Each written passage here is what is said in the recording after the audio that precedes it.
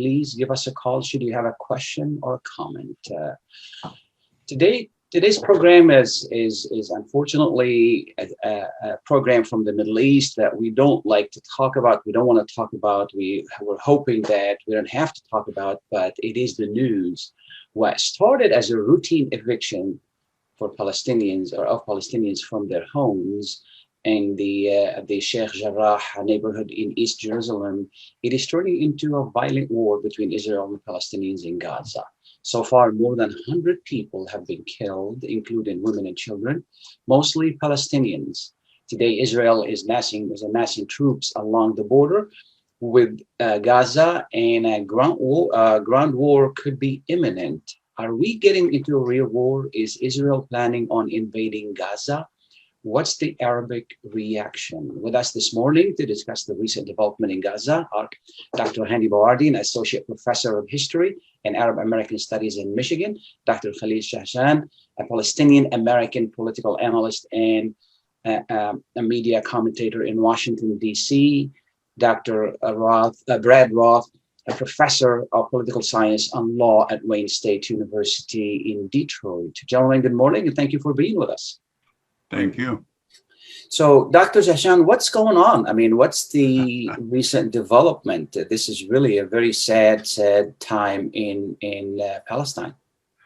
It is a very sad time and definitely a dangerous times for all concerned. And what happened there that prompted all this series of events the past few weeks, but specifically the past few days, did not happen in a vacuum. I think we have to kind of put it at least at the beginning of our discussion in a little bit of context, because that will determine essentially the magnitude, the duration, and the impact of what has happened. Sheikh Jarrah was a very small incident, essentially, that is not new. It goes back to the beginning of the Israeli occupation back in 1967.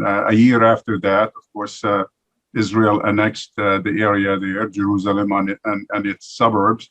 And the few families that lived in that neighborhood, Sheikh Jarrah, have been challenged all along for the past at least 40 plus years in Israeli courts, trying to dispossess them, to move them out of that area and give it back, quote unquote, to original owners, according to the Israeli government, who happen to be, of course, Jewish, which is viewed as an arbitrary act of dispossession and dispersion by the Palestinians.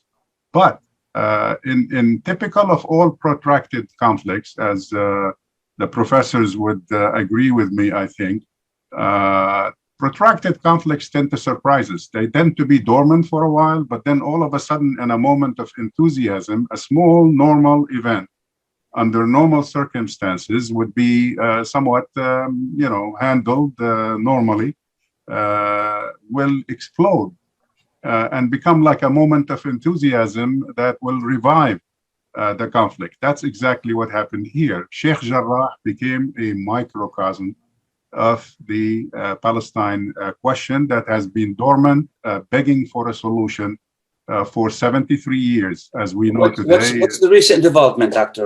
Jahshan? What's going on today? Today, escalation is continuing. Of course, we know a few days ago, Gaza came to the rescue, if you will, and not only Gaza, but Gaza because of the kind of military aspect to the intervention there. But the Sheikh Jarrah became a national Palestinian kind of cry. It has done something we haven't seen. I mean, those of us who have been working on this for 50 years or more haven't seen this sense of unity among the Palestinians, where sympathy for the Sheikh Jarrah residents spread throughout Palestine, throughout Israel itself. And Gaza became involved in a clash after the violence that was used by the Israelis to suppress demonstrations in Sheikh Jarrah and in Jerusalem, particularly the aggressive methods used over the past few weeks during Ramadan and particularly the last few days of Ramadan at Al-Aqsa Mosque in Jerusalem that kind of inflamed, if you will, tensions. So that the escalation is continuing. There is a state of war right now for all practical purposes. This is probably the most violent clash between Israel and Gaza that is governed by Hamas since 2014, when they had an all-out war. As a result, of course, we know that more than 120 people, as of this morning, have been killed in Gaza. About 40 to 50% of them are women and children, 50 of them exactly, out of the 119 or 120 are women and children. The rest are also predominantly civilians. There might be some fighters among them, but a smaller number. And the escalation, the bombing last night was unprecedented. I think it was described to me by relatives in Gaza as the most vicious bombing they have seen, even worse than 2014. So it is actual war taking place, and attempts, of course, has been made by different international actors, including the United States. I would have to say haphazard, half-hearted attempts, late attempts, biased attempts, trying to equate, if you will, the occupied with the occupier and blame both sides, and yet urge them to kind of both move forward to pacify the situation without any serious attempts at dealing with the underlying issues. Yeah, Dr. Bawardi, why now this escalation? I think we've seen this movie before, frankly. In 2002, Sharon stormed the Haram Sharif complex with soldiers, heavily armed, and within minutes they killed 24 Palestinians. That was the catalyst for him to wrest control of, it propelled him to the helm of governance in Israel, which some might argue, and rightly so, that Netanyahu might be doing the same thing.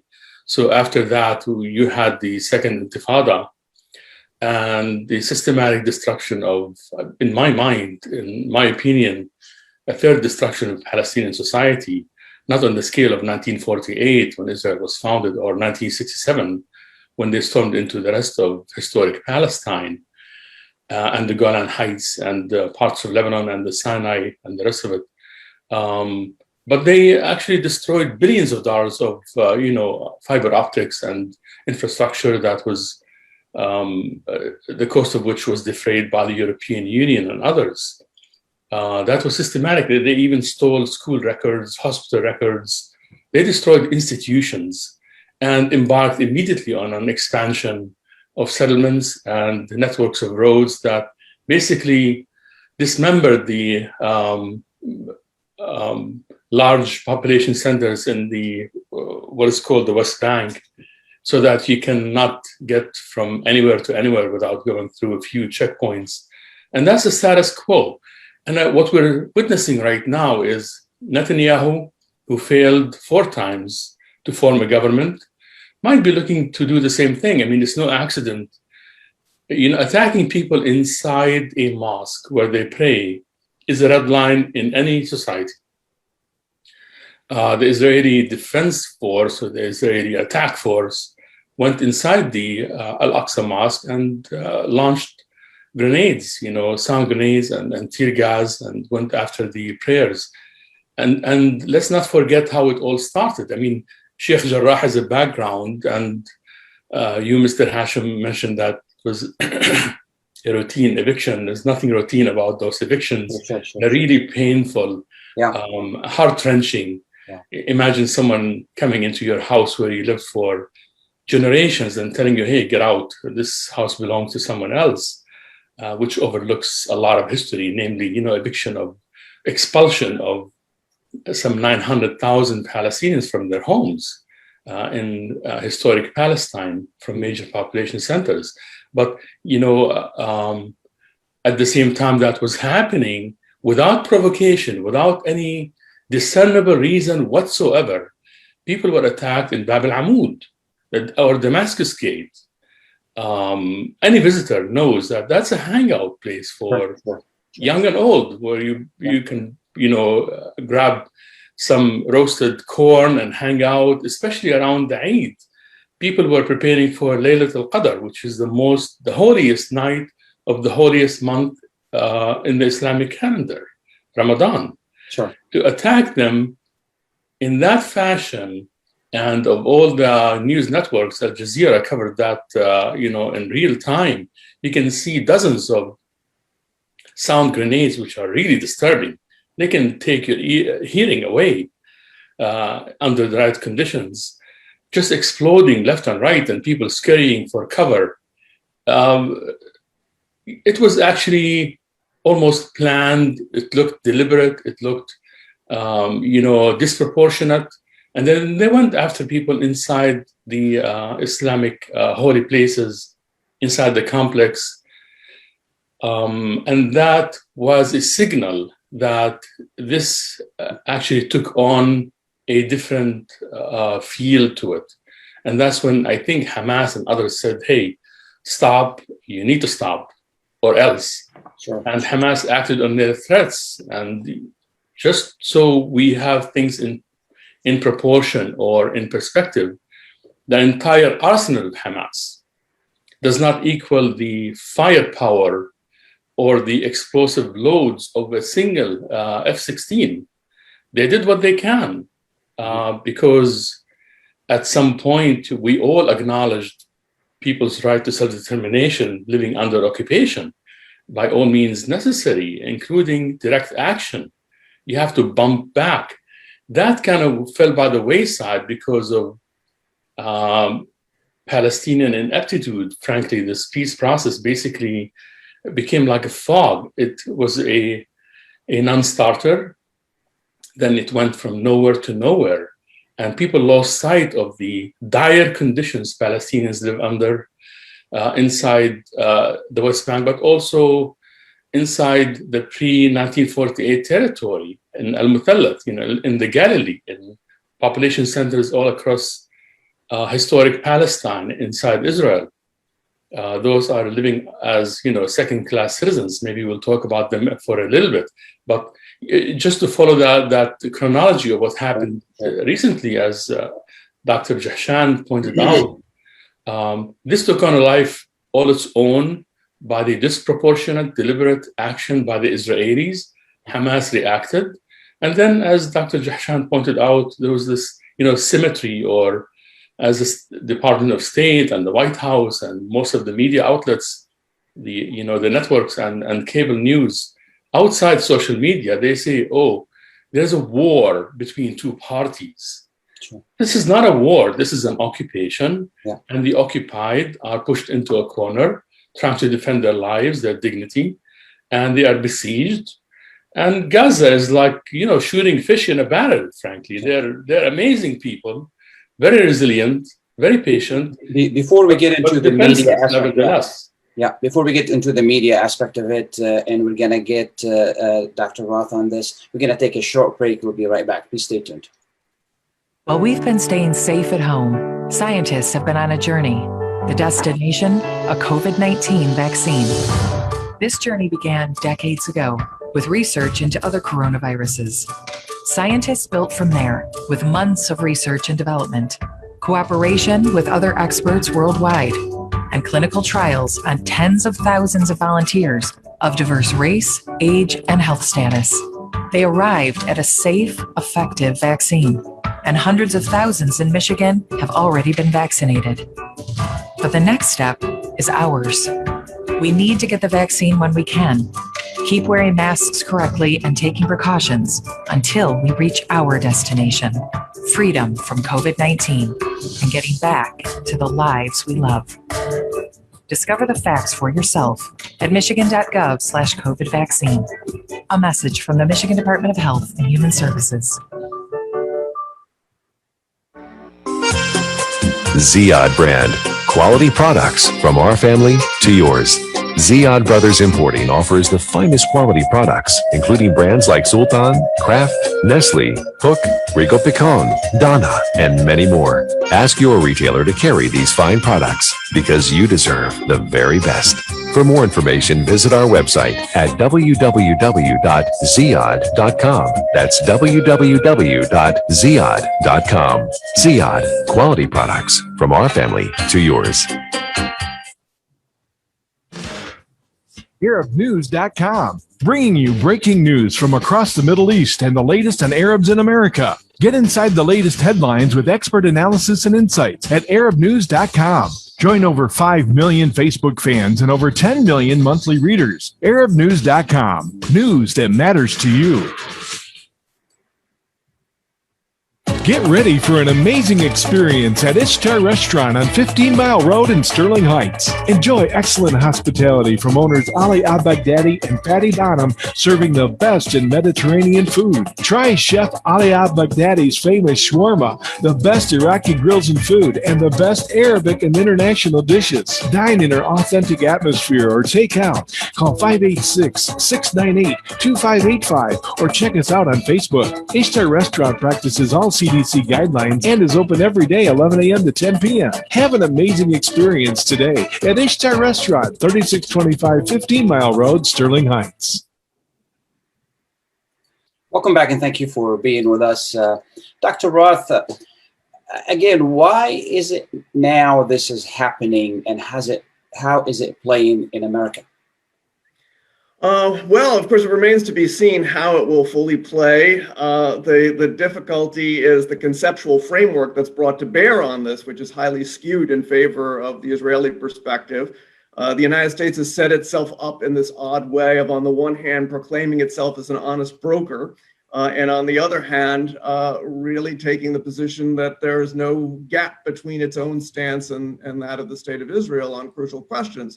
One of the things that's happened here and was remarkable about this current situation is a challenge to an aspect of the conceptual framework, because what the Israelis have managed to do has been to fragment the conception of Palestinian peoplehood, whereas we understand Palestinian people as having a right to self-determination collectively. The way in which this has been framed by the Israelis has been to fragment Palestinians into 5 separate groups: residents of the West Bank, residents of the Gaza Strip, residents of East Jerusalem, diaspora Palestinians, and Arab citizens of Israel. Remarkably, by its own provocative policies, the Israeli government has collapsed some of those distinctions, as we're seeing in this current crisis. Where you have people who have not been mobilized in the past in places like Lod and Acre, who are engaged in violent actions now, as well as, of course, Hamas firing rockets in support of what's going on the ground as people are resisting encroachments in East Jerusalem. So it becomes harder and harder for this narrative to continue, and harder, I think, for the Israeli government to make the case that it is operating within the very premises that is established for itself. Dr. Jahshan, is this the right time for Hamas to get involved in this, escalated into a war? There is never a right time for escalations and resorting to violence, but at the same time, you have to kind of keep in mind what's happening here. What's happening is not in a vacuum. It's in the context of an ongoing occupation that has lasted for more than half a century, going back to a problem that started 73 years ago, the Palestine issue, and that continues to beg for an answer. So occasionally in this type of environment, you have this almost like primal scream by those under occupation looking for a dignified way out, saying essentially enough is enough. And it was particularly in this case was further inflamed by the methods used by the Israelis, what my colleagues have referred to earlier in terms of the treatment of the families in Sheikh Jarrah in terms of the attacks on worshippers during Ramadan and during the holy season. The harsh measures used against essentially at the beginning peaceful demonstrations in different Israeli cities. So people are not willing to take abuse anymore. They have reached a saturation point, and that includes Hamas. Of course, the provocation, used by the Israelis is usually, it tends to be ignored. And always, like people say, 2,000 rockets have already been launched by Hamas against Israeli targets. Well, 800 Air Force attacks, bombings have taken place also on civilian targets, mostly in Gaza, in the Strip. Killing more people, 10 to 1. I don't want to compare ratio. Life is precious across the board. But in analyzing a tense situation like this, one has to be fair, and one has to be sensitive to the views also on the victim's side. Dr. Bawardi, when I use the word routine, meaning that this has been going on for some time, not just right now, the eviction of people from their homes, whether it is in Jerusalem or in any other places. How long? I mean, if you look at the map between 1948, the portion for Palestinian land, and what you have now is, 16% we have now? We're talking about land for Palestinians, maybe less than that. Is that correct? Well, the hope was that, what remained of Palestine, which is less than 20%, would have been a viable Palestinian state. That went out the window. It almost makes no sense to talk about land proportion anymore because they are incontiguous. In the beginning, we thought that, Palestine, after so many concessions within that failed peace process, might look like a Swiss cheese. The settlements will be the holes in the Swiss cheese, to use an analogy used by Iqbal Ahmed at the time. As a matter of fact, what turned out to be true is that the holes in the Swiss cheese are the Palestinian cities. So actually, it's a moot point anymore. Last time I was in Ramallah, I visited the Mahmoud Darwish Museum.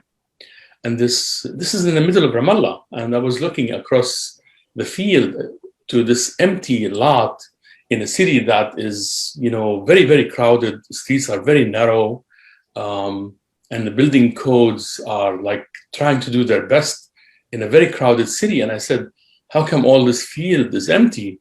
And I was told that was Area C. That would have been part of what would have, we hoped, would be a Palestinian state. And now the Israelis reached a point where they're building on Area C, and there's nothing to stop them. So what you're talking about is that there's a total eclipse of international conscience when it comes to the Palestinians, or lack of political will. There are reasons for that. There are no conspiracies. No one controls the media. No one controls the polity. But you do have a very active constituency in the right places across Europe, and a massive number of Jewish Americans who were convinced that Israel is fighting a war of survival. Among those are very committed Zionists who are moving ahead with their Zionist program that has no end in sight. So instead of talking about the proportion of Palestinian land, which could never constitute a contiguous state anymore, we really should worry about the extremist Israelis who are still talking today, as we speak. They still speak of a greater Israel, which extends from the Euphrates to the Nile, and they believe it. At some point, as a matter of fact, that map was on the 5 agura, or the 5-cent equivalent. In Israel, it's no longer the case anymore, but they believe that. And behind them, there is a constituency of Christian Zionists in the West, especially in the United States, 100 million strong, that frankly take the blame for scuttling the peace process at some crucial point in the past. Yeah. Dr. Roth, President Biden basically said Israel has a right to defend itself. It seems to be, talking to some journalists when I used to be in Washington, other places, there seems to be this card in everybody's drawer. When something happens, they take it out and say Israel has to defend itself. What would it take to really get a halfway fair response from the American government and from the American public? Well, I don't know what it would take to get a fairer response, but I think, again, that some of the ways in which these matters are conceptualized can affect the discourse. One thing to note is the increasing disaffection in the American Jewish community from support for these kinds of policies, and a greater and greater reliance, actually, of supporters of the Israeli government on Christian Zionists, on people who basically have a let's you and them fight attitude toward this whole situation, and who really have no interest in any kind of resolution.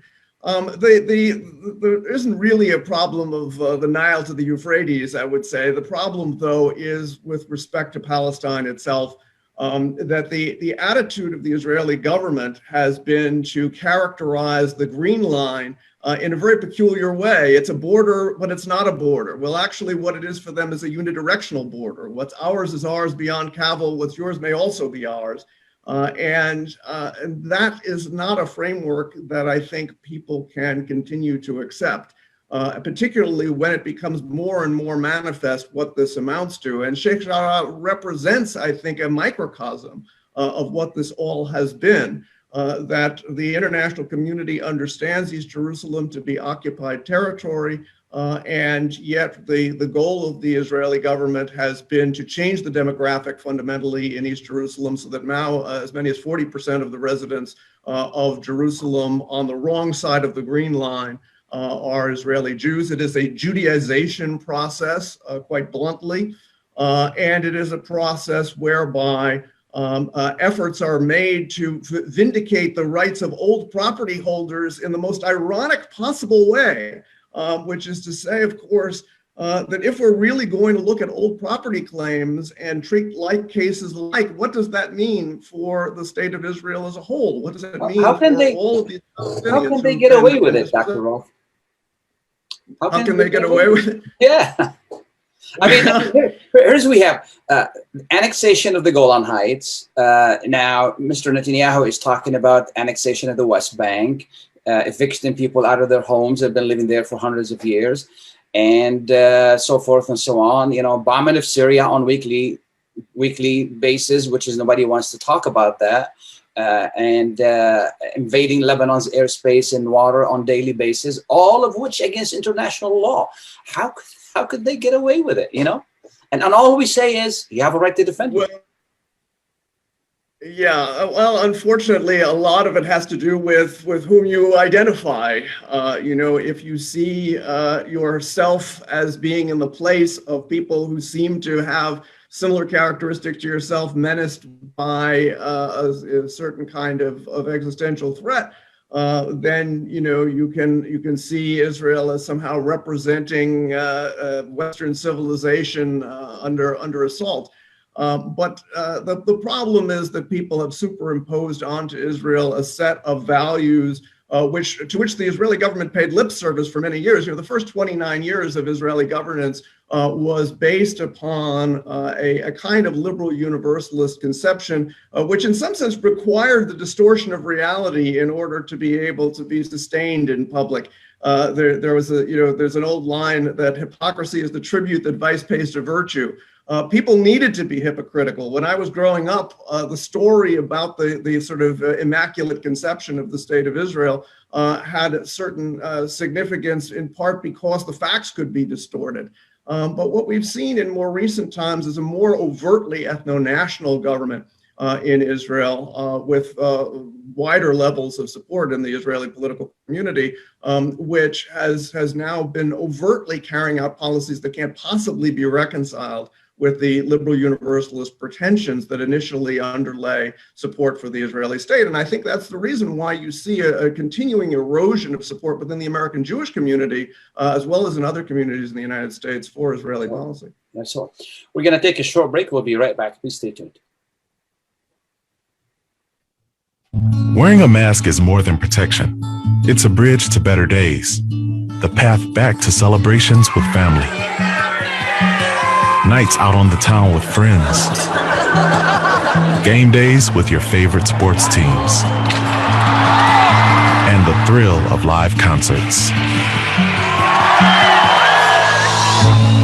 But until we can all get the COVID-19 vaccine and build community immunity, which will take time, we all need to continue to stay careful, because Michigan's recovery is depending on you, and so are your family, friends, and neighbors. So even after you're vaccinated, wear a mask, avoid large gatherings, and social distance.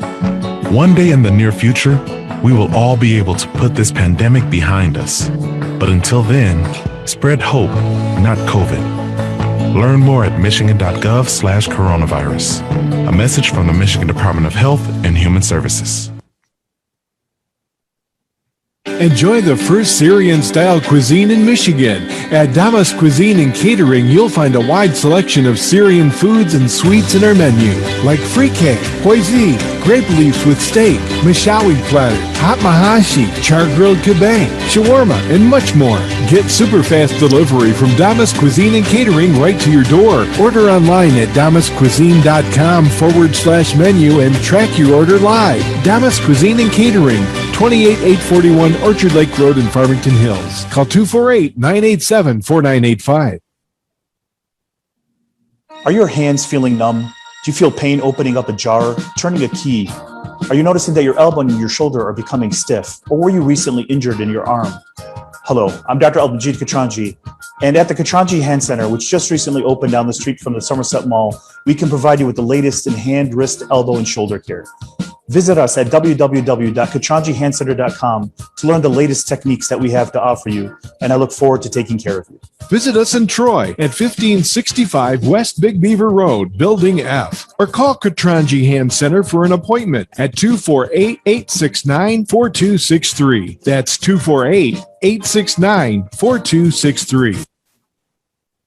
When you're looking for the best in optical care, Dr. Imad Nakash is your doctor to see. With years of experience and thousands of successful procedures performed, you can trust your eyes to Dr. Imad Nakash. See Dr. Imad Nakash and his professional staff for your eye care needs. There's 2 locations to serve you. In Hazel Park, call 248-336-3937. 248-336-3937.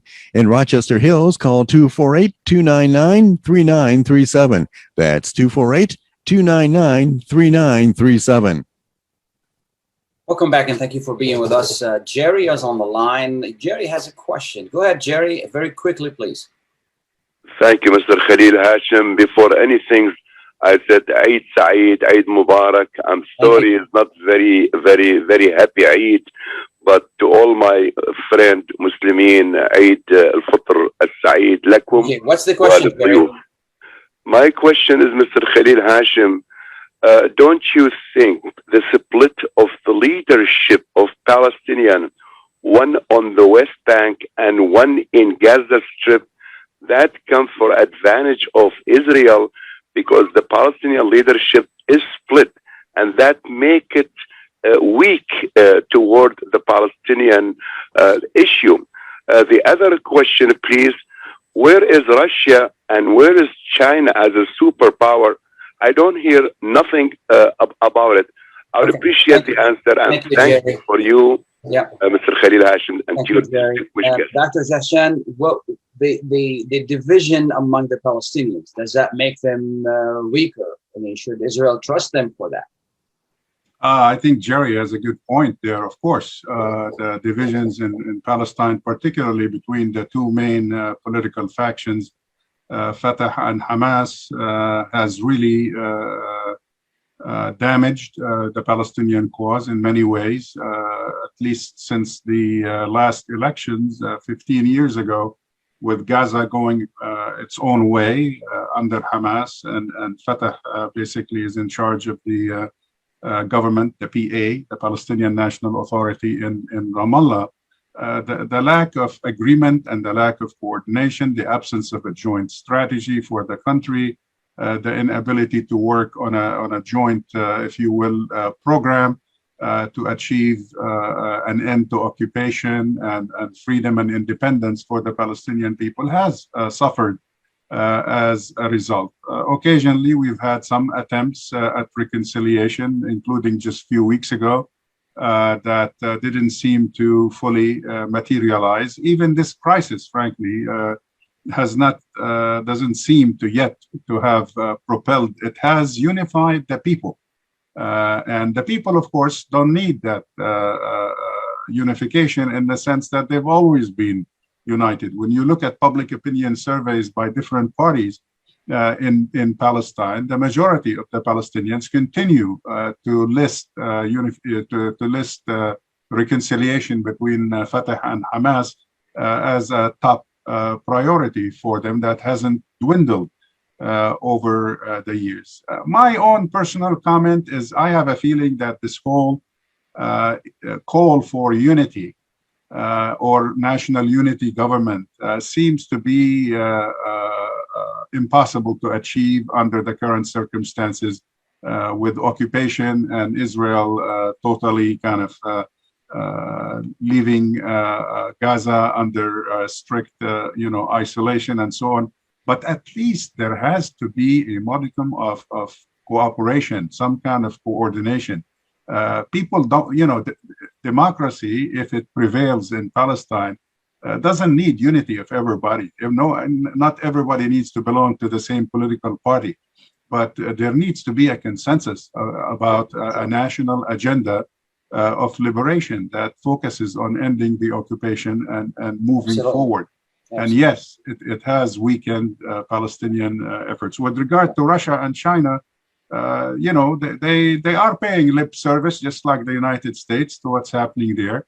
They both have their own interests, although they have been a little bit more forthcoming, probably, than the Biden administration. I noticed in the efforts the last few days at the United Nations, China was pushing for a special meeting, emergency meeting, to deal with the deteriorating situation in Palestine, which, by the way, was blocked by the United States of all parties, and which negates actually its claim in Washington that it wants a ceasefire and it wants the parties to kind of slow down.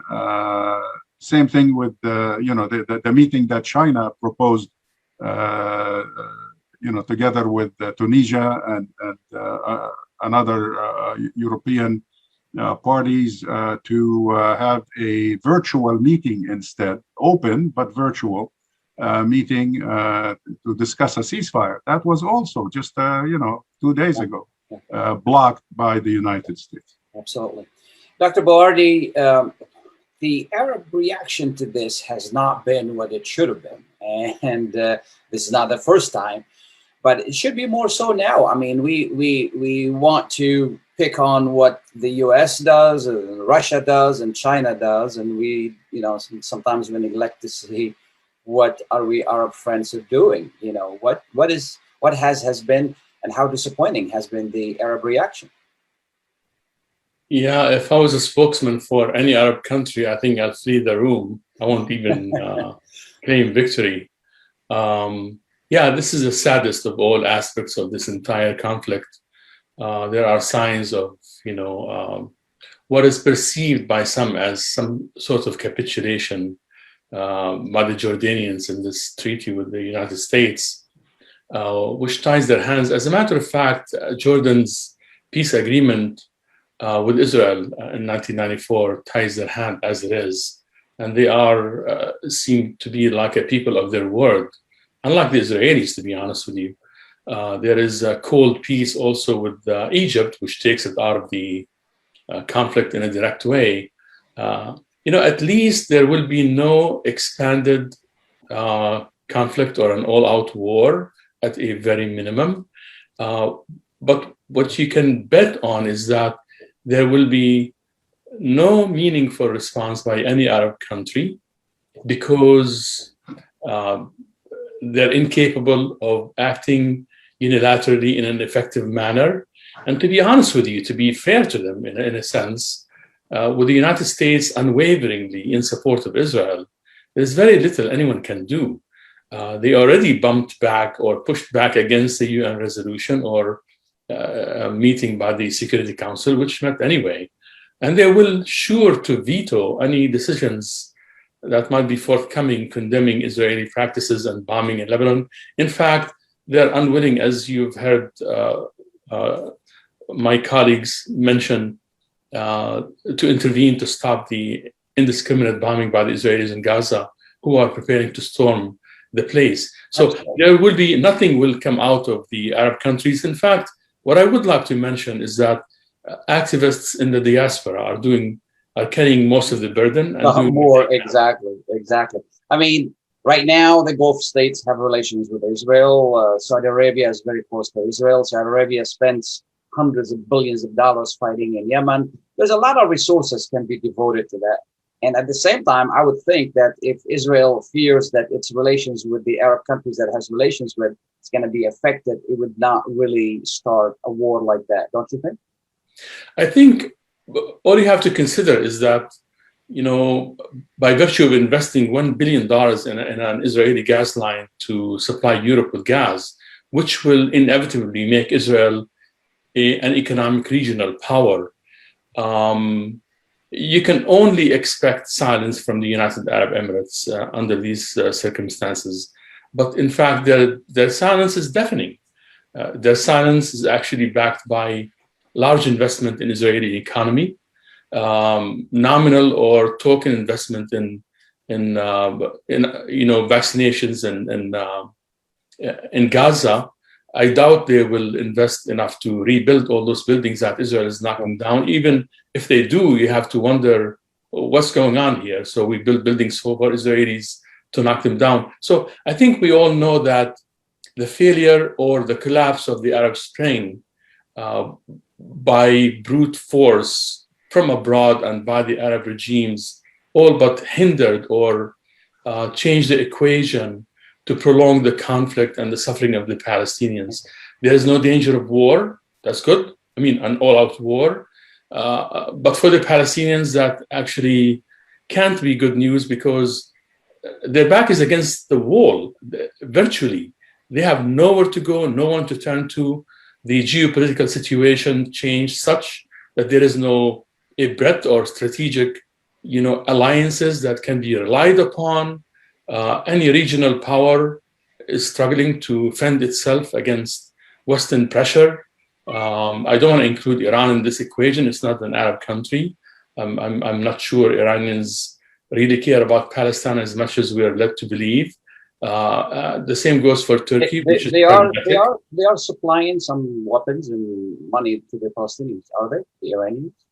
I have no evidence of that happening whatsoever. In fact, those makeshift rockets very often don't have explosives on them. They're just a psychological means of saying, hey, we're here, we exist. It was the Palestinian leadership who, in their reports recently, said that they've been receiving support from Iran. Well, the Iranians supply Hezbollah. And you saw the effect of those weapons when the Israelis, during the Israeli incursion into Lebanon, the last one, where they paid the heavy price because they were faced by guided missiles that really put a dent into them. You don't see that in Gaza.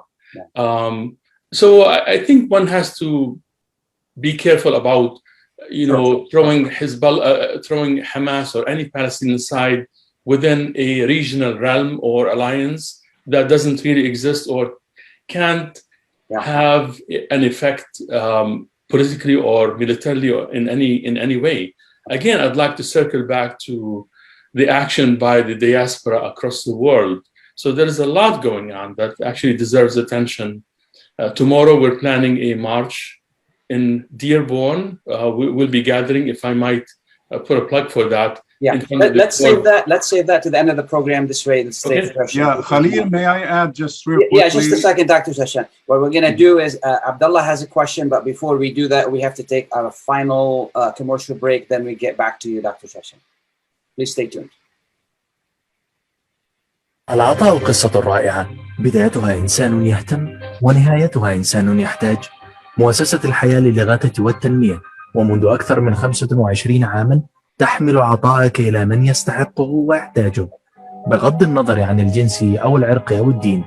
فأينما تكون الحاجة تجد الحياة تقدم المساعدة الطبية والملاجئ وبناء المدارس والأوار الارتوازية وبرامج كفالة عوائل اللاجئين والأيتام وغيرها حسب الحاجة. للمساعدة باستمرار هذا الجهد الكبير امنح تبرعك المعفى من الضرائب اليوم إلى منظمة الحياة للإغاثة والتنمية عبر الموقع www.lifeusa.org أو الاتصال على الرقم المجاني 1-800-827-3543.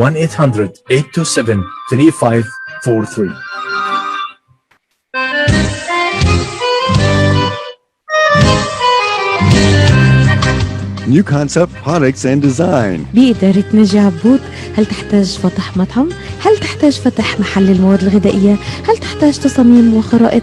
اتصل بناجي عبود على الرقم 734-744-9796. هل تريد شراء معدات المطابخ والمطاعم وبأسعار مخفضة وتسهيلات بالدافع؟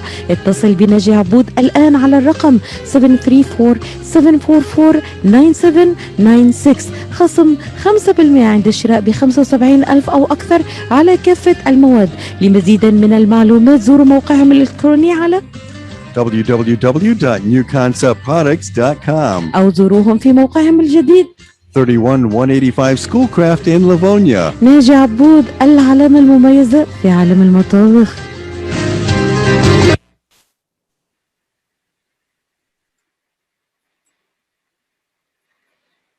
At Top Rehab Physical Therapy Clinic in Dearborn, we provide effective physical therapy sessions in order to limit pain and discomfort. Top Rehab provides physical therapy care for any diagnosis prescribed by a physician, and we regularly see and treat conditions such as stroke, TMJ, fibromyalgia, sciatica, joint pain, and more. We use a variety of pain management methods, including modalities, soft tissue mobilization, and therapeutic exercise. If you're in need of physical rehabilitation or physical therapy, get the highest quality health care at Top Rehab. Most insurance is accepted, and we're open Monday, Wednesday, and Friday 8 to 6, Tuesday and Thursday 8 to 5, and Saturday 10 till 2. Call for an appointment today at 313-846-0555. That's 313-846-0555. Choose Top Rehab Physical Therapy Clinic on Michigan Avenue in Dearborn. Life's too short to be in pain. Welcome back, and thank you for being with us. Abdullah has a question. Go ahead, Abdullah. Hello, good morning, and hi to your distinguished guest. And I wanted to, first of all, to thank you guys for the U.S. Arab media coverage for the happening in Gaza by your agent in Gaza, and also thus Mr. Al-Hadi is like talking in Russia today about the issues. My question is, what is the expectation of the United States to do to eliminate the violence coming from Israel? They're gonna like do anything, or what is the opinion of your guest? Thank you. Dr. Roth? Thank you. Well, one of the problems is that, and this pertains to some of the things that have been discussed earlier, the United States has taken a strong position against any kind of multilateralizing of these issues. The goal has always been to try to frame this in terms of Israelis and Palestinians needing to work things out among themselves. And the goal of that actually has been to try to make any outcome a function of the comparative leverage of the two parties. And therefore, without regard to the framework of international law. That has been the strategy all along, and I think it will continue to be the strategy to try to avoid pressure from the international community to enforce norms of international law. I should say, by the way, that when people talk about the issue of self-defense, the law of armed conflict is very clear about the need for distinction and proportionality in the use of force. And it is clear that you cannot target civilians, you cannot have indiscriminate attacks, but you also cannot use the existence of military targets as an excuse to inflict disproportionate harm on civilians and civilian objects.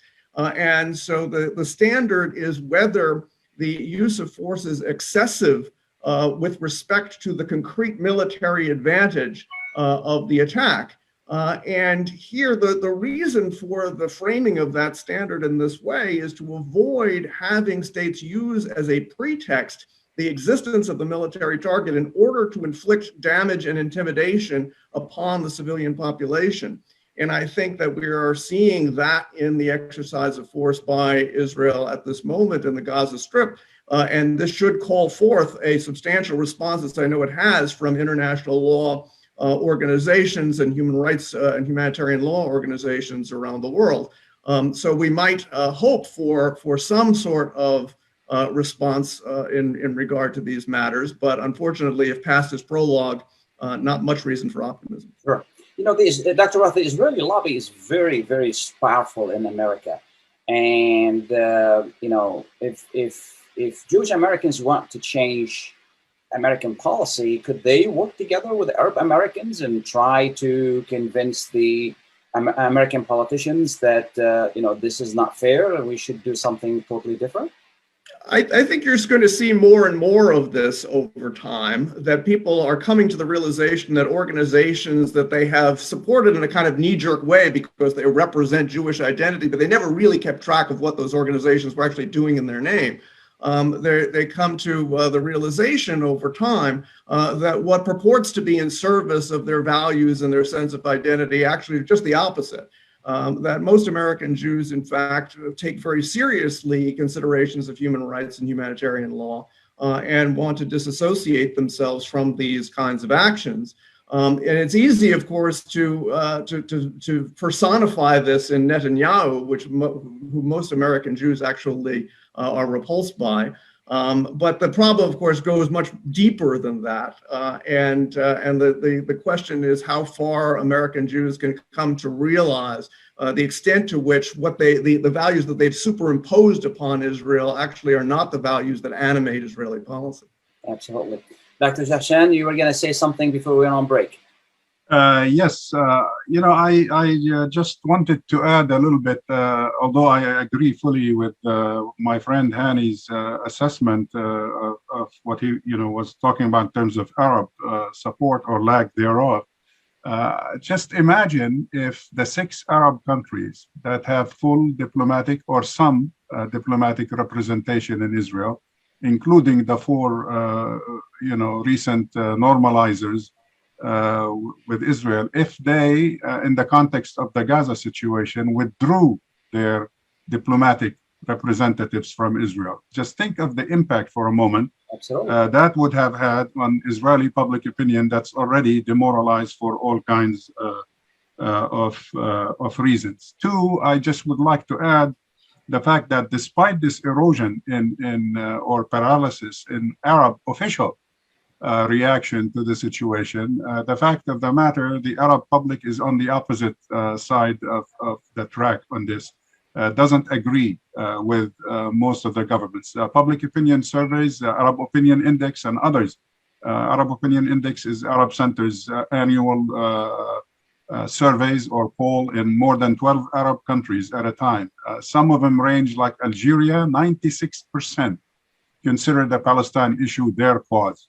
Even in Saudi Arabia, the Emirates and other Gulf states, even those with some sympathies to the Israelis, public support for Palestine has not fallen below 60 or 70%. I think the new media has shown us that there is even an uptick, a rise in public support for the Palestinians as a result of this pressure. Yeah, because normalization, basically, you're validating Israel's behavior, isn't it? Normalization has proven to be, or Gaza has proven that normalization is not the wave of the future. Yeah. Absolutely, absolutely. We don't have a lot of time left, so what I'm going to do is I'm going to ask each one of you for your final thoughts, and the last person I'm going to ask to do that is Dr. Bawardi, because he has an announcement to make about the event on Sunday. So I'm going to start with Dr. Roth. Final thoughts, please. Well, I think that it's very important that people recognize the extent to which what is going on now really violates fundamental principles of international law, international humanitarian law, international human rights law, international law of self-determination, and that these are standards that need to be brought to bear on the conflict, and not we cannot afford to allow a situation in which merely the balance of power in respect of this conflict dictates the terms of outcomes. And so that's what I would like to see people assert. Thank you. Dr. Jahshan, 1 minute, please. Quickly, yeah, I think it's important to point out to your listeners and viewers that annexation is not an exceptional kind of event in terms of Israeli strategy or even the Zionist enterprise in Palestine. The idea of dispossessing the native population of Palestine and dispersing them has been almost like the breathing process for Zionism from the very beginning of that enterprise in 1948 and before. I agree with Professor Roth that there's a sea change in the Jewish community to the point where the former ambassador of Israel, Dermer, the other day just is telling Israelis, ignore the Jewish community and focus on evangelicals for their knee-jerk reaction of support to Israeli abuses. Thank you, Dr. Bawardi. Last words and last thoughts. Final thoughts. Perhaps the last thought would be to remind everyone, ourselves especially, to defend people's right to speak their minds and to criticize Israel. The International Holocaust Remembrance Alliance actually came up with this definition of anti-Semitism that includes any criticism of Israel, which was weaponized by the Trump administration.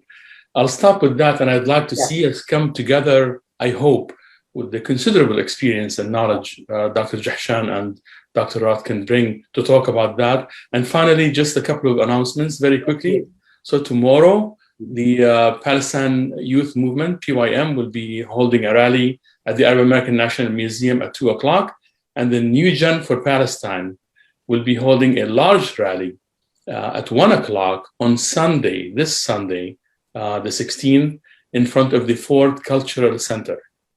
So thank you. Yeah, I appreciate it. Thank you to all of you, Dr. Roth, Dr. Jahshan, Dr. Bawardi.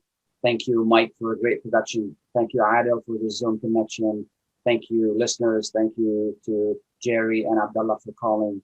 You have a happy Eid, happy end of Ramadan, happy Friday, and happy weekend to all of you. Thank you so much. We really appreciate it. Thank you.